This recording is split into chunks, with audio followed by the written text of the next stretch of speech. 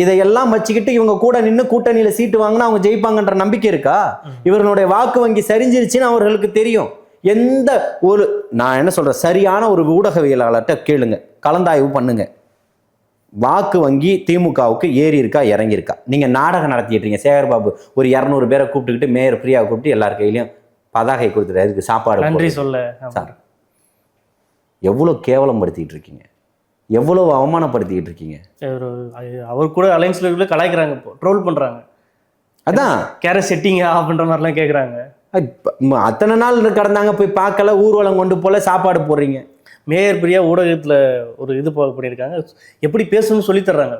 Media வந்து press நிச்சுட்டே இருக்காங்க, அப்பயே சொல்லி தர்ற மாதிரிலாம் காணொலிலாம் வெளியாகுது. அதாவது திருப்பி இப்பவும் சொல்கிறேன், சேகர்பாபு அவர்கள் போன்ற அவர்கள்லாம் அமைச்சராகலாம் இங்கே இல்லை. ஒரு ஒரு மிகப்பெரிய ஒரு தாதாவுக்கு அடியாள் வேலை செய்ய போகக்கூடியவர் போல தான் அவருடைய மனப்பான்மையும் அவருடைய உடல் மொழியும் இங்கே இருக்குது. அது இங்கே யாருக்கும் தேவையில்லை. உங்ககிட்ட யாரும் இங்கே பிச்சை எடுக்கலை. நீங்கள் வீடு வீடாக வந்து பிச்சை எடுத்து ஓட்டு பிச்சை கேட்டு நீங்கள் வந்து இன்றைக்கி அதிகாரத்தில் உட்காந்துக்கிட்டு இருக்கிறீங்க. உங்களுடைய அதிகாரத்தை தூக்கி எறியறதுக்கு மக்கள் 2026 தயாராகிட்டாங்க.